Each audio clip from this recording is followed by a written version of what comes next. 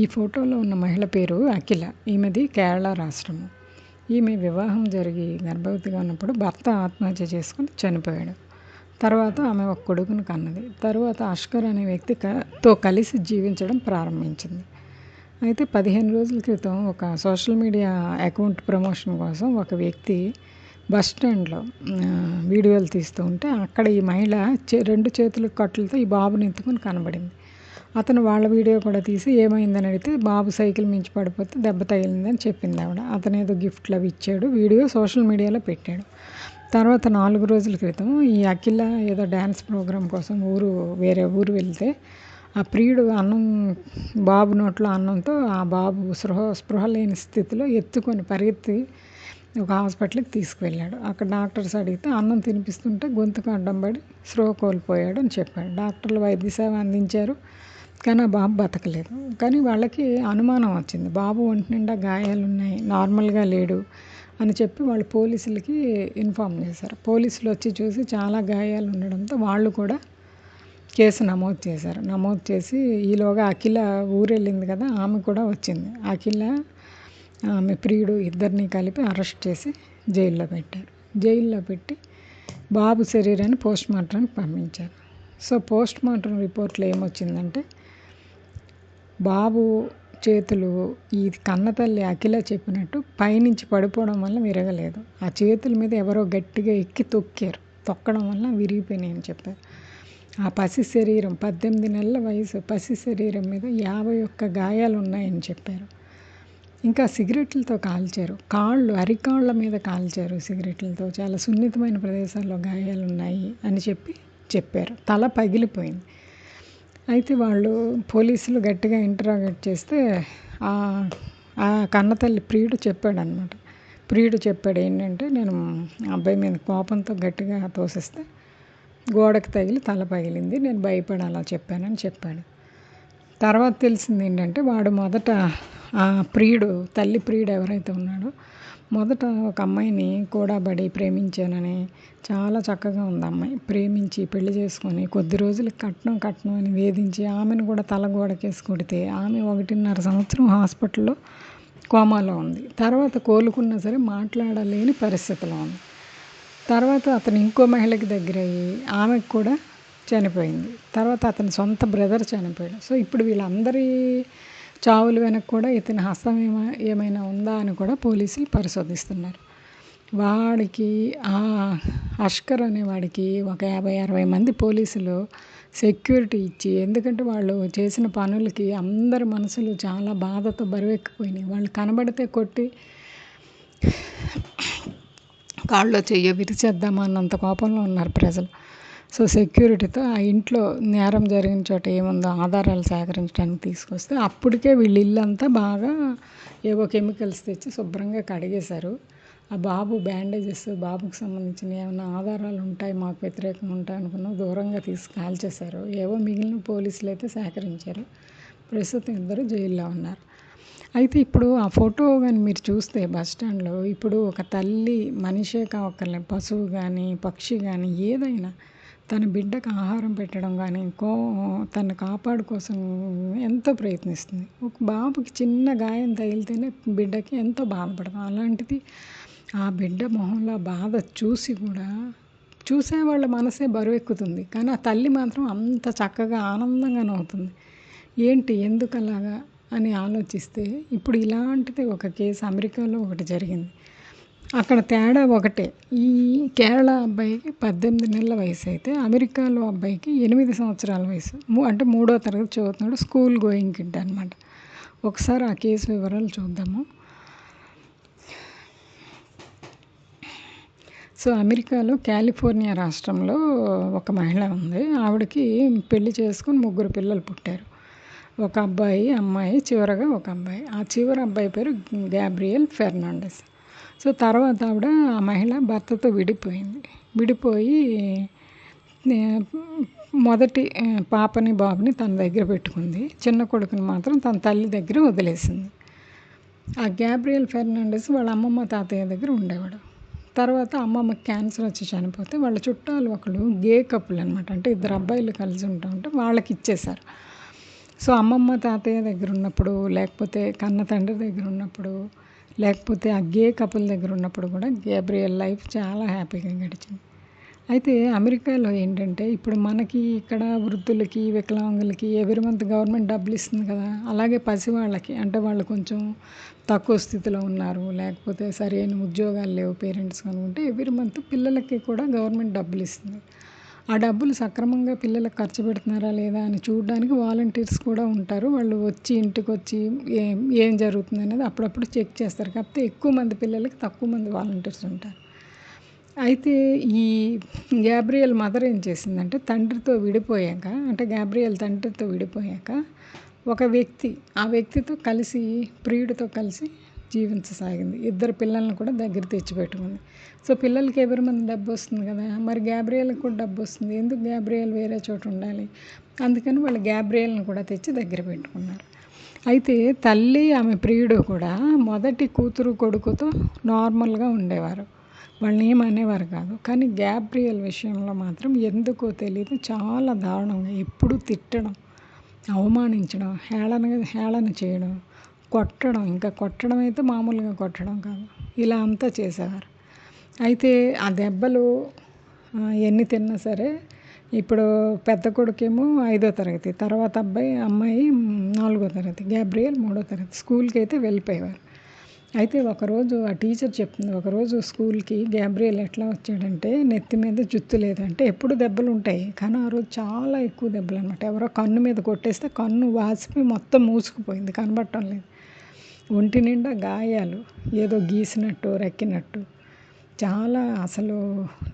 అలా వచ్చేసరికి పిల్లలు అంటే తన క్లాస్మేట్స్ అంటే 3వ తరగతి పిల్లలకు కూడా ఏంటో భయపడి ఒక క్షణం కామ్ అయిపోయి అలా గ్యాబ్రియల్ని చూస్తూ ఉండిపోయారంట.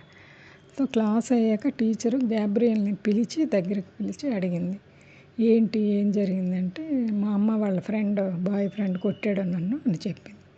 సో టీచర్ వెళ్ళి ప్రిన్సిపాల్కి చెప్తే ప్రిన్సిపాల్ నీ పని నువ్వు చూసుకుంటే చాలు అని చెప్పింది. సో టీచర్ పోలీసులకు కంప్లైంట్ చేసింది. తర్వాత చైల్డ్ హెల్ప్ లైన్ ఉంటుంది, అంటే వాలంటీర్స్ ఉంటారు కదా, వాళ్ళకు కూడా ఫోన్ చేసి చెప్పింది. సో వాలంటీర్స్ ఇంటికి వెళ్తే గ్యాబ్రియల్ తల్లి ఏం చెప్తుందంటే వాడు చాలా అల్లరి పిల్లవాడు, ఒకచోట కుదురుగా ఉండడు, ఎక్కి దూకుతుంటాడు, వాడితో చాలా కష్టంగా ఉంది అంటే పిల్లలు అల్లరి చేస్తారు కదా అనుకుని వాళ్ళు గ్యాబ్రియల్ని పిలవలేదు, చూడలేదు, వెళ్ళిపోయారు. నెక్స్ట్ డే గ్యాబ్రియల్ స్కూల్కి వచ్చి టీచర్తో చెప్తాడు, నువ్వెందుకు వాళ్ళతో మీరు చెప్పారు, నాకు రాత్రి చాలా ఎక్కువగా కొట్టారు అని. మళ్ళీ కొద్ది రోజులకి మళ్ళీ గ్యాబ్రియల్ని వాళ్ళు విపరీతంగా కొడతారు. కొట్టేసరికి మామూలుగా డైలీ ఏదో ఒకటి కొట్టడం, తిట్టడం ఉంటూనే ఉంటుంది. కానీ మరీ ఎక్కువ దెబ్బలు తిన్న రోజు 2 రోజులు 3 రోజులు ఆ అబ్బాయి పడిపోతాడనమాట, కదలలేక పడిపోతాడు. 4వ రోజు ఎప్పుడో ఓపిక వచ్చిన రోజు నెమ్మదిగా బయలుదేరి స్కూల్కి వస్తాడనమాట. అలా వచ్చినప్పుడు దెబ్బలు చూసి టీచర్ మళ్ళీ కంప్లైంట్ చేస్తుంది. మళ్ళీ వాలంటీర్స్ వెళ్తారు. మళ్ళీ నెక్స్ట్ డే గ్యాబ్రియల్ వచ్చి గట్టిగా అరుస్తాడు టీచర్, మీరు ఎందుకు వాళ్ళకి చెప్తున్నారు, వాళ్ళు వచ్చిన ప్రతిసారి నన్ను చాలా గట్టిగా కొడుతున్నారు అని చెప్పంటే టీచర్కి ఏం చేయాలో తెలియదు. మళ్ళీ కొద్ది రోజులకి మళ్ళీ ఇదే ఎపిసోడ్ రిపీట్ అవుతుంది. తర్వాత కొన్ని రోజులకి గ్యాబ్రియల్ ఇంటి నుంచి హెల్ప్ లైన్ ఉంటుంది కదా, ఈ మెడికల్ ఎమర్జెన్సీ అంబులెన్స్ సర్వీసెస్ ఉంటాయి కదా, వాళ్ళకి ఒక ఫోన్ వెళ్తుంది అనమాట. ఇట్లా మా చిన్నపిల్లవాడు ఎగిరి గెంతుకుంటూ ఆడుతూ పడిపోయాడు పైనుంచి దెబ్బలు తగిలి అంటే వాళ్ళు అడుగుతారు స్పృహలో ఉన్నాడంటే లేదు స్పృహలో లేడని వాళ్ళు చెప్తే సరే అని చెప్పి వాళ్ళు వస్తారు. వచ్చి చూసి అసలు గ్యాబ్రియల్ పరిస్థితిని చూసి వాళ్ళు ఆశ్చర్యపోయి షాక్ అవుతారు. తర్వాత అబ్బాయిని హాస్పిటల్కి తీసుకెళ్తారు. అక్కడ 2 రోజులు ఉండి ఆ అబ్బాయి చనిపోతాడనమాట. చనిపోతే వాళ్ళు చూసి హాస్పిటల్ వాళ్ళు ఇదేదో కొంచెం ఇన్ని గాయాలు ఉన్నాయేంటి ఈ అబ్బాయి శరీరం మీదని వాళ్ళు పోలీస్ కంప్లైంట్ ఇస్తారు. సో పోలీసులు కేసు నమోదు చేసి గ్యాబ్రియల్ తల్లిని ఆమె ప్రియుడిని అరెస్ట్ చేస్తారు. అరెస్ట్ చేసి జైల్లో పెట్టి కోర్టులో కేసు కొనసాగినప్పుడు ఆ గ్యాబ్రియల్ చనిపోయిన శరీరాన్ని ఎక్స్రే తీసిన ఆయన్ని అడుగుతారు ఏం జరిగింది అంటే అతను చెప్తాడనమాట, గ్యాబ్రియల్ శరీరంలో తల పగిలిపోయింది, చాలా పళ్ళు అయితే ఊడిపోయి ఉన్నాయి, అతనికి ఎముకలు పక్కటి ఎముకలు చాలా వరకు విరిగిపోయి ఉన్నాయి, చాలా పగిలిపోయి ఉన్నాయి, అన్నీ ఒకసారి అయితే జరగలేదు, అప్పుడొకటి అలా జరుగుతూ ఉందండి. సరే పక్కట ఎముకలు విరిగిపోతే ఏమన్నా ప్రాబ్లమా అని అడుగుతారు. అంటే దానికి లోపల కండ అంటుకొని ఉంటుంది కాబట్టి గాలి పీల్చిన ప్రతిసారి చాలా బాధ ఉంటుంది. కదిలినా ఏ పని చేసినా నొప్పి అయితే ఉంటుందంటే ఇంత బాధతో ఆ అబ్బాయి బతికాడా అని చెప్పి జడ్జి కూడా కోర్టులో కన్నీళ్ళు పెట్టుకునే పరిస్థితి. తర్వాత ఈ గ్యాబ్రియల్ ఇంట్లో పరిశోధించడానికంటే ఏమేమన్నా ఆధారాలు దొరుకుతాయని వెళ్ళడానికి ఒక పర్సన్ వెళ్తారు. ఆవిడని ఇంటర్వ్యూ చేస్తే ఆవిడ చెప్తుందనమాట, ఇంట్లో అబ్బాయి బ్లడ్ లేని ప్రదేశం లేదు. నేను ఆ బ్లడ్ అది ఒక ఆధారంగా చూపించడం కోసం ఉన్న చోట ఒక టేప్లో చిన్న ముక్క అక్కడ అంటించి దాని మీద నెంబర్ రాసి ఫోటో తీసుకునేదాన్ని. అలా చేస్తూ ఉంటే నా దగ్గర ఉన్న టేప్ అయిపోయింది. నేను వేరేది తీసుకొని మళ్ళీ కొనసాగించవలసి వచ్చింది. అన్ని చోట్ల ఆ అబ్బాయి బ్లడ్ ఉందని చెప్తారు. తర్వాత టీచర్ కూడా వచ్చి చెప్తుంది, ఇలా జరిగింది. తర్వాత గ్యాబ్రియల్ యొక్క అక్క మళ్ళీ అన్న ఉన్నారు కదా, వాళ్ళని కూడా కోర్టులో ప్రశ్నించినప్పుడు వాళ్ళు ఒకటే చెప్తారు, ఎప్పుడు సరిగా ఆహారం పెట్టేవారు కాదు, ఎప్పుడు ఆకలితో ఉండేవాడు. ఎందుకో తెలీదు అతన్ని విపరీతంగా కొడుతూ తల్లి ప్రియుడు ఒకటే నవ్వుకుంటూ ఉండేవారు. ఆ బెల్ట్కి ఒక మెటల్ పార్ట్ ఉంటుంది. ఆ పార్ట్తో కడుపుకి కాళ్ళకి మధ్యలో సున్నితమైన ప్రదేశాల్లో కొట్టేవారు. కొడుతూ తను బాధపడుతూ ఉంటే వీళ్ళు గట్టిగా నవ్వుతూ ఉండేవారు. తిండి పెట్టేవారు కాదు. బేస్బాల్ బ్యాట్ ఒకటి ఉంటుంది, ఆ బ్యాట్తో కొట్టేవారు. అబ్బాయి చాలా బాధపడుతూ ఉండేవాడు. చాలా మంచివాడు, మాతో చాలా బాగుండేవాడు, అందరితో బాగుండాలనుకుంటాడు. కానీ ఎందుకు అలా చేసేవాడో మాకు తెలియదు. వాళ్ళ ఇంట్లో పిల్లులు ఉంటాయి. పిల్లులు 1 వెళ్ళినా 2 వెళ్ళినా గ్యాబ్రియల్లే క్లీన్ చేయాలి. ఒకవేళ క్లీన్ చేయలేదనుకోండి, ఆ ప్రియుడు ఎవరైతే ఉన్నాడో వాళ్ళ తల్లి ప్రియుడు, వాడు ఏంటంటే నువ్వు ఇది శుభ్రం చేయలేదు కాబట్టి ఇప్పుడు నువ్వు ఇది తిను అని చెప్పి ఆ పసిపిల్లవాడితో ఆ పిల్లి మలము తినిపించేవాడు అనమాట. తర్వాత వాళ్ళ ఇంట్లో ఒక చిన్న బల్లలా ఉండి దానికి ఒక చిన్న సొరుగులా ఉంటుంది. నైట్ అయితే గ్యాబ్రియల్కి చేతులకు సంకెళ్ళు వేసి నోట్ మీద టేప్ వేసేసి అందులో ఆ షెల్ఫ్లో వేసేసి దానికి తాళం వేసేసేవారంట. నైట్ అంతా వీళ్ళు ఉదయం తీసేదాకా అతను అందులోనే ఉండాలంట. ఇంత హింస పెట్టేవారు, ఎందుకు పెట్టేవారో మాకు తెలియదని అతని గ్యాబ్రియల్ అన్న అక్క కూడా చెప్పారు. తర్వాత పోస్ట్ మార్టం చేసిన డాక్టర్ని ఇంటర్వ్యూ చేశారు కోర్టులో. చేసినప్పుడు ఆయన అడిగారు, నీకు పోస్ట్ మార్టం చేయడానికి ఎంత టైం పట్టిందంటే 2 days పట్టిందంటే, ఎందుకు అంత టైం పట్టిందంటే అతని శరీరం మీద అన్ని గాయాలు ఉన్నాయి. మొత్తం మెడ దగ్గర అయితే స్కిన్ లేదు, కాల్చారు, కొట్టారు, ఎన్ని గాయాలు ఉన్నాయంటే ఒళ్ళంతా కోసారు. వాళ్ళ 2 ribs మధ్యలో ఒక చిన్న గ్లాండ్ ఉంటుంది, అది పిల్లల్లో 50 గ్రాములు ఉంటుంది, బాగా హెల్తీ పిల్లల్లో 100 grams ఉంటుంది. కానీ చాలా భయపడుతూ స్ట్రెస్ ఫీల్ అవుతూ ఇలా టార్చర్ ఇదయ్యే పిల్లల్లో చాలా తక్కువ ఉంటుంది. గ్యాబ్రియల్ శరీరంలో అదైతే అసలు లేదు. లోపల శరీర అవయవాలన్నీ కూడా కమిలిపోయి ఉబ్బిపోయి వాసిపోయి ఉన్నాయి. అతని కడుపులో అయితే అసలు ఆహారమే లేదు, ఆ పిల్లి మలం తప్ప ఇంకేమీ లేదని పోస్ట్ మార్టం చేసిన డాక్టర్ చెప్పారు. సో వీళ్ళందరూ అన్నీ చెప్పాక తల్లి ఏం చేసిందంటే, అవును నా ప్రియుడే కొట్టి చంపాడు, వాడు ఎప్పుడు కొడుతూ ఉండేవాడు, కానీ వాడు చాలా బలంగా ఎత్తుగా ఉండేవాడు, వాడిని ఎదిరిస్తే వాడికి అడ్డు చెప్తే వాడు నన్ను చంపేస్తాడేమో అని భయపడి నేను ఏమీ చేయలేకపోయినా కోర్టులో నేరాన్ని అంగీకరించింది. ప్రియుడు మాత్రం నేను చాలా అమాయకుడిని, నేనేం తప్పు చేయలేదని చెప్పాడు. సో ఫైనల్గా జడ్జి గారు ఏంటంటే, ఆ ప్రియుడికేమో వాడే అబ్బాయిని ఆ సంఘటన జరిగిన రోజు ఎందుకో కోపం వచ్చి గట్టిగా కొట్టాడంట. కొడితే ఆ అబ్బాయి స్పృహ లేకుండా నేల మీద పడిపోతే వీడు ఇలా పడిపోవడం కాదు, లెగాలి, కొంచెం టెన్షన్ పడ్డారనమాట. చేసి బాగా చలికాలం అంట, చల్ల నీళ్ళు కుళాయిలో వస్తుంటే దాని కింద పడేసి కుళాయి తిప్పేసాడంట. అంటే ఆ చలికన్నా లెగుస్తాడేమని. అయినా కూడా లేకపోతే ఇంకప్పుడు తప్పనిసరి పరిస్థితుల్లో హెల్ప్ లైన్కి ఫోన్ చేశాడంట. సో జడ్జి గారు ఇవన్నీ పరిగణలో తీసుకొని ఆ తండ్రి కాదు, ఆ తల్లి ప్రియుడు ఎవరైతే ఆ గ్యాబ్రియల్ని చంపేశాడో ఆ వ్యక్తికి ఉరిశిక్ష అంటే మరణశిక్ష విధించాడు. తల్లికి మాత్రం యావజ్జీవ కారాగార శిక్ష, ఆమె ఇంకా జీవిత ఖైదు, బయటికి రావడానికి లేకుండా వేశారు. కాకపోతే కాలిఫోర్నియా స్టేట్లో మరణశిక్ష మీద బ్యాన్ ఉంది కాబట్టి ప్రస్తుతం ఇద్దరు అయితే జైల్లో కూర్చున్నారు. సో ఇప్పుడు 2 కేసుల విషయాలు తెలుసుకున్నాక ఇక్కడ నాకు అనిపించేది ఒకటే, ఇప్పుడు కేరళ ఇష్యూలో అయినా, అమెరికా కాలిఫోర్నియా ఇష్యూలో అయినా పిల్లల్ని వాళ్ళు ఏమి లోపల దాచేసి కొట్టి కొట్టి కొట్టి సడన్గా చచ్చిపోవడం అట్లా కాదు. గ్యాబ్రియల్ అయితే స్కూల్కి వెళ్ళేవాడు. గ్యాబ్రియల్కి ఇలా జరుగుతుందని అతని బ్రదర్కి, సిస్టర్కి తెలుసు, టీచర్కి తెలుసు, వాలంటీర్స్కి తెలుసు, పోలీసులకు తెలుసు, ప్రిన్సిపాల్కి తెలుసు, కానీ ఎవరూ సరిగా స్పందించలేదు. అదే ఇప్పుడు కేరళ విషయం దగ్గరికి వస్తే, ఇప్పుడు ఆ బాబుకి పడిపోయాడు సైకిల్ మించి అంటే, ఏ సైకిల్ ఇప్పుడు చిన్నపిల్లలు దొక్కే 3 చక్రాల సైకిల్ అయితే చేతులు కాళ్ళు విరగవు. పెద్ద సైకిల్ అనుకోండి అయితే కుడివైపుకి పడతారు, లేకపోతే ఎడం వైపుకి పడతారు. అప్పుడు ఒక చెయ్యే కదా విరగాలి, 2 చేతులు విరిగిపోవడం అనేది చాలా అరుదు కదా. సైకిల్ మీద ముందుకు కానీ వెనక్కి కానీ పడడం చాలా అరుదు. ఒకవేళ ముందుకు కానీ వెనక్కి కానీ పడితే తలకి కదా దెబ్బ తగలాలి.